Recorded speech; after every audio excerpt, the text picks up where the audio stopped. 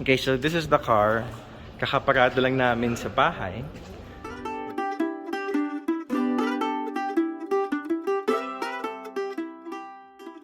Bidding on a car online. Online bidding, ganun. At Regal Auction. So, tayo yung leading bid for now. Hey, good morning guys. Quick intro lang kasi today I am gonna be going to pick up the car that we bought yesterday. So napanalunan po natin yan through an online auction. Hopefully when I get there later, ano na po kasi 6:50 AM, August 2, 2022. Yan. And I participated po sa isang auction or isang bidding online. We'll talk more about it later. But ngayong umaga po medyo excited ako because we're gonna be getting our first car here in Canada. So,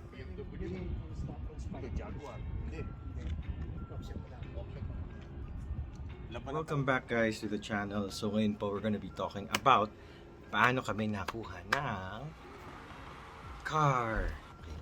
So actually po 3 weeks 3 weeks na namin here in Alberta, Calgary in Canada, and it's been medyo challenging going around kasi of course we have kids with us. Tsaka here, while it's very peaceful, very quiet, sa neighborhood ng Bridalwood, medyo malalayo yung mga lugar. So to even go to the grocery where we go to, it takes about siguro mga 15, 18 or 20 minute walk one way. And sometimes kapag mainit, like ngayong summer here, medyo mahirap gumalaw. So here I'll talk to you about kung paano kami nakuha ng car here as an international student family. So few key points pa, wala pa kaming Alberta driver's license. We're just using our Philippine driver's license hapa. Pero we're gonna be applying for the Alberta driver's license. Yun na po yung next on our list actually. So a few things para so that you can understand paano po yung process na. So there are a few main steps. So number one would be, of course, looking for a car. Okay? In looking for a car, highly suggested po sa ating tayong mga international students or newcomers here in Canada to buy used. So basically, kailangan natin po maghanap ng second-hand car kasi number one, brand new cars are very expensive, and if you're gonna finance it through a loan, medyo mahirap po ma-approve for us kasi wala tayong credit score or history or any other things that they look for sa mga matagal na dito. So another reason to buy used is also most of the time, since we're just getting to know the ways, hindi lang sa daan but also ano yung patakbo here, the laws, rules, regulations of traffic, etc. It's better to have a car that you can use for more practical purposes, like kunwari papunta sa work, if you have a spouse, or a part-time work, punta sa school ng mga bata, or like us, doing groceries. Yun yung primary purpose. So finding a car na used, initially ang turo sa amin would be to look for cars in either Facebook Marketplace or sa Kijiji.ca. So Kijiji is like Canada's biggest buy and sell website. Ito sa an app.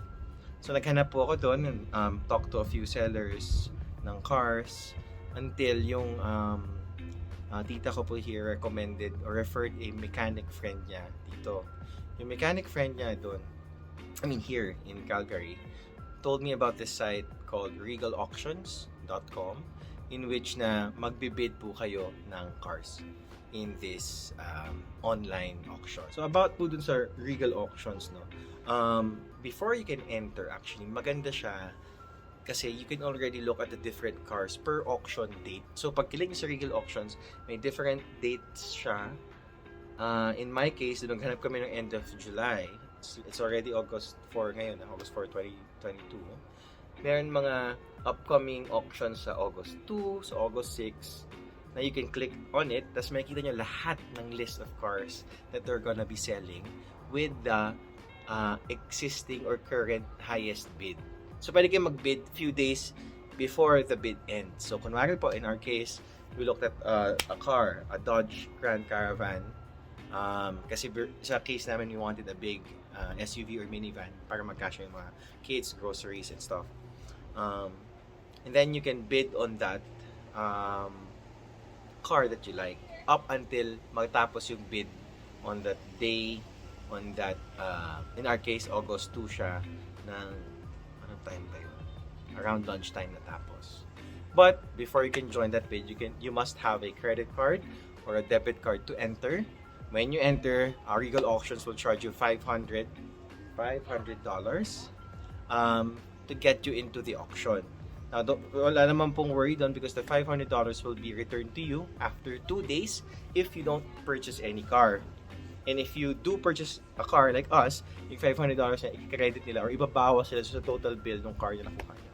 So, when we were bidding, medyo nag-set kami ng cap for bidding on that car. And we actually didn't get yung una naming car na gusto, yung 2014 Dodge Grand Caravan. Then may nakita ako doon na 2013 ang Dodge Grand Caravan naman na whose bid was ending 43 minutes after nung unang auction car. So nagbid ako doon. And then yeah, we won actually. We were happy kasi we were excited na kailangan na namin ng car sooner rather than later. So that's step 1. Find a car na suitable for you. Kung may family ka, kung solo ka, or kasama mo yung spouse mo, find that car for you.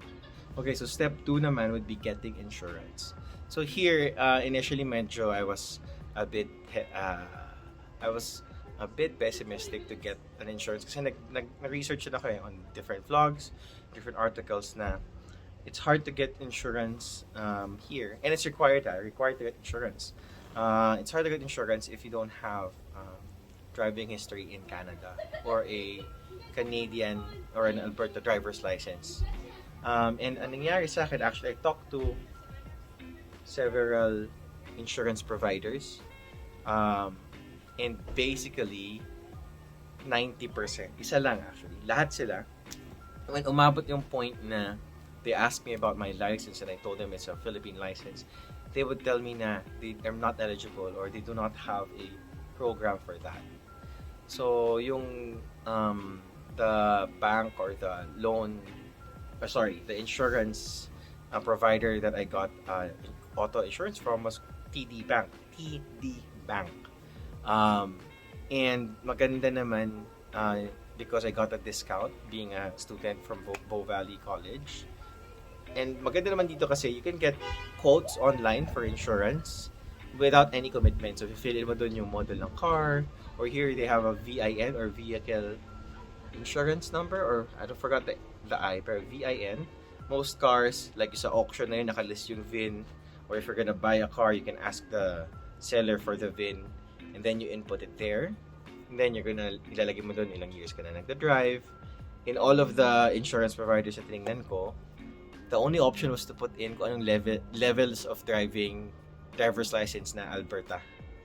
So yung initial quote, a heads up lang, will be for someone with an Alberta driver's license. But you need to pass through that para mag-generate sila sa'yo ng quote na nasa safe system nila, and then they're gonna give you a number to call an agent. Okay? So, kausapin sila, they'll walk you through, and you close that transaction either through their talking to an agent through chat or phone call. So, in my case, kasi hindi pa nami-mail yung credit card ko, yung tagal nga eh. Sa debit card ko siya chinarge, and in the future, papalit ko siya to credit card. So, that's step 2, getting your auto insurance. Step 3 naman would be registering your car. Okay? Here kasi, hindi mo pwedeng ilabas yung kotse without a plate number. Unlike sa atin before, kasi ang plate numbers nakakabit sa kotse when you buy a car used sa Philippines, kasama yung plaka. Or if you buy a car from the casa sa Philippines, bago, may temporary number bibigay sa here. At least from what I've experienced and what I researched, kung bumili ka ng used car, walang plate yun. And you have to register the car first before you take it out of the shop. So, dun sa Regal Auctions, there, you can keep the car there for 48 hours. And then every succeeding day na you keep it there, may fee. So I bought the car August 3 kahapon. And today, this morning lang, I went to a registry. So kung nasa ka man nakatira here in Alberta at least, so I'm not sure in other provinces, you have to go to a registry. You just Google it or Google Maps kung saan may registry malapit sa'yo. And you have to bring your insurance, your passport, your study permit kung international student ka, and your deed of sale na you will get once you buy the car. So di ko ba nasabi kanina, once you buy a car, you'll get a deed of sale or a bill of sale. And then yun, you'll have to pay a fee. In my case, $113 siya sa registry. Tapos on the spot, they're gonna give you a plate number. So pag nasa na yung plate number mo, you go to your car, wherever it is. Kung nandun pa sa dealership, kung nandun pa sa auto shop or wherever mo siya iniwan, ilalagay mo yung car, then you can drive. Then you can drive home. So funny lang kasi, after nung kinuha namin yung car, empty na yung fuel tank. Siyempre pupunta muna kami sa tawag dito sa gas station. Unlike the Philippines, walang mga gas attendants dito, so you have to do it by yourself. So syempre ako, mali-mali yung umpisa. But yeah, we'll get the hang of it. So that's how we got a car as an international student family with just our Philippine driver's license. Recap natin, okay? Step 1 is finding a car. Suggest use, but if you have the money to pay in full, brand new car, then do so. But check yung check ano yung purpose mo for getting that car. Check then the car that you're using, yung mileage niya. Ang advice is at least get something around 200,000 kilometers pa lang yung mileage. Actually, medyo marami na yun. But, you know, if your starter car here to get around, it will do fine. So that's step 1, get a car. Find the car and buy the car. Ang makukuha mo doon is your deed of sale. Step 2 would be getting insurance. For insurance, you would need to provide information depending on ano yung hiningi sa'yo ng insurance provider. It could be definitely could be your passport, your bank information, the model and make of the car, so you have to know that. So I'll tell you how much the monthly insurance I got. It's $322 for 11 months. 11 months siya kasi naka-advance payment na yung first month. So insurance, even if you can reference the rate I tell you, hindi siya iba-iba kasi. That's what I learned here. Iba-iba yung insurance. Depende sa car, gano'n nakatagal yung car, and they also look at its previous insurance history or accident history or something like that. So after step 2, you will get a pink slip, yun ang tawag nila. It's like an insurance document. They will email it to you. You have to print it out. Then step 3, you have to go to a registry and register your car. Okay? Yun yung 3 steps na ganyan. Okay, so this is the car. Kakaparado lang namin sa bahay. May tama siya sa windshield. But, you know, this is inside. Lots of work to do on this car. Pero, we're glad na. It's a big one. 7-seater siya na. 7-seater na Dodge Grand Caravan 2013. Yeah, we already got the seater for a bargain. And, yan naman tayo. We're calling this car Parker. Peter Parker kasi may spider. May Spider-Man. Ano doon? Yun. Last tip. Kasi binigay rin sa akin tip nung mga tumutulong sa dito. Download the Q-less app. So it's Big Q Less. L-E-S-S. Kasi it will actually help you get a number sa pila kahit wala ka doon. So sa registry kanina, it opened at 9 a.m. Inopen ko yung Q-less app. Tapos pagpunta ko doon, closed pa yung registry. May 6 or 7 tao doon. Pang-6 ako or pang-7 basically. Pero nung papasok pa lang, nag-open yung queue sa Q-less na app, nag-register na ako and sabi I was second in line. So pasok lahat kami. And yun nga, when I got inside the registry, medyo napupuno na entrance, may pila na sa labas. Nagtatawag na sila. You just have to input your Canadian phone number, and then they will call you with the last 4 digits of your phone number. So, pagtawag nung una, hindi tumayo na yung customer na yun, ako na agad yung sunod. Kahit there were a lot of people before me, several people before me. So that's it. Download the Clueless app. It's not sponsored. Joke lang. Kasi I think it also is very useful for other things that na pipilahan mo, especially sa getting started here as a newcomer in Canada. So that's it. But yun lang. Thanks so much for watching, guys. See you next time on Happening This Season.